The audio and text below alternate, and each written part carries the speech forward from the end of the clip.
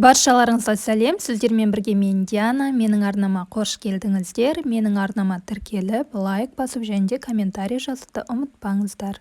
Бүгін осындай өте дәмді әрі ерекше болып шығатын кешкі асты бірге дайындайық. Менімен бірге соңына дейін болыңыздар.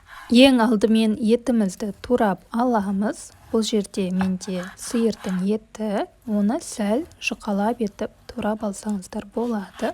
Дайындайын деп жатқан тағамымыздың аты мясо по-тайски. Көп адам білетін тағам түрі деп ойлаймын. Ең алдымен осы етімізді турап аламыз. Керекті заттардың барлығы описанияда жазылған. Мен осылай ең алдымен жұқалап кесіп алып, әрқайсысын осылай ұзынша етіп турап алдым. Сіздер өздеріңіз ұнатқанша кесіп алсаңыздар болады. Бұдан да сәл үлкенірек кесіп алсаңыздар да болады. Осылай туралғанда етіміз кішкене тезірек піседі, әрі дәмді болып шығады. Ал енді көкөністерімізді тураймыз. Бұл жерде мен бір үлкендеу пиязды алдым. Оны сәл, егерде бұдан кішкентай болса 2-ге бөліп, немесе осындай болса 4-ге бөліп турасаңыздар болады.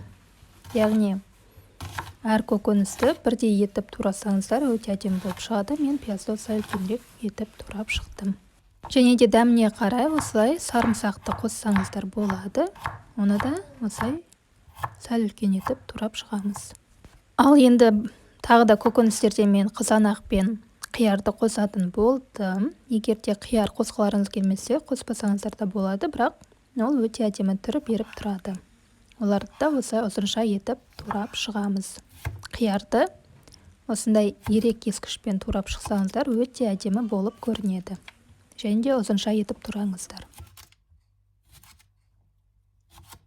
Ал енді келесі көкөнісіміз ол болгар бұрышы. Менде көріп тұрғандарыңыздай қатырылған болгар бұрышы.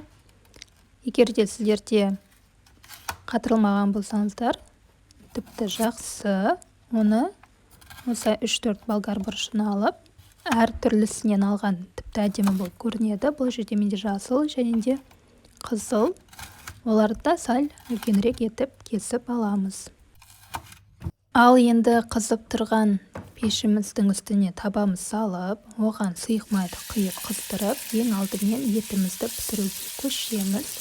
Етімізді салып, жақсылап тұрып қуырып аламыз. Ең алдымен етіміздің өз суы шығуы керек, және де суы азайғаннан кейін үстіне пиязымызды саламыз, және де тағы бір рет жақсылап тұрып қуырып аламыз. Және де сәл бір кеседе қайнаған ыстық суды салып, құйып, яғни бетін жауып, етіміз піскенше қайнатамыз. Яғни етіміздің пісуіне 1 сағаттай уақыт кетуі мүмкін. Ал енді етіміз піскенше біз гарнирін дайындайық. Көбінесе мясо по-тайскиға күрішпен беріледі. Сондықтан күрішімізді жақсылап тұрып жуып аламыз, тазартып. Майымызды қыздырамыз, және де күрішімізді үстіне салып, бір 3-5 минуттай араластырып аламыз. 3-5 минуттай араластырып болғаннан кейін қайнап тұрған ыстық суды құямыз. Күрішімізден сәл-пәл асуы керек. Және де осылай қатты отта 3 минуттай қайнатып алып, баяу отқа қойып, бетін жауып, бір 20 минуттай пісіреміз. Өте баяу отта пісіргендеріңіз жөн. Сонда біздің күрішіміз бір-біріне жабыспай, өте әдемі болып шығады. Және де дәміне қарай бір шай қасықтай тұз қоссаңыздар болады. Ал енді етімізге көшейік. Етіміз толықтай пісті. Енді үстіне көкөністерімізді саламыз. Ең алдымен қияр мен қызанағымыз салып, 5 минуттай қуырып аламыз. Кейінгісі дәміне қарай дәмдеуіштер қосамыз. Бұл жерде менде тұз және де паприка. Ал енді болгар бұрышын қосамыз.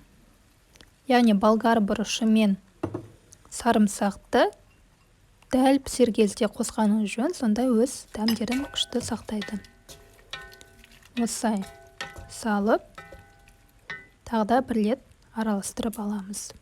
Ал енді осы етіміздің үстіне 3 ас қасықтай соевый соусты қосамыз және де жақсылап тұрып араластырамыз. Соевый соус өте дәмді,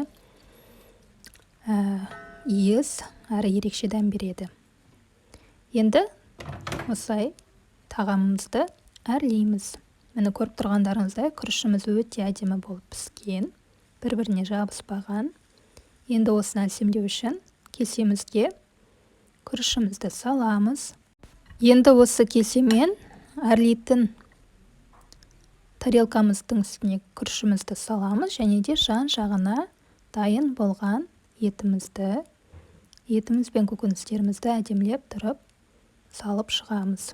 Көріп тұрғандарыңыздай етіміз өте әдемі болып піскен, көкөністер де өте әдемі болып көрінеді. Сондай тәбет ашатын және де ерекше болып шығатын кешкі ас. Ал енді одан сайын әдемілік беретін ол бізде кунжут. Кунжутты осы бетіне әдемілеп тұрып сепсеңіздер болады. Және де өз қалауларыңыз бойынша кез келген көк шөпті турап әдемілеп қойсаңыздар болады. Осымен біздің кешкі асымыз дайын болды. Міндетті түрде жасап, өз отбасыларыңызды қуантыңыздар. Сіздермен бірге болған мен Диана. Келесі видеоларда кездескенше баршаларыңызға көп рахмет.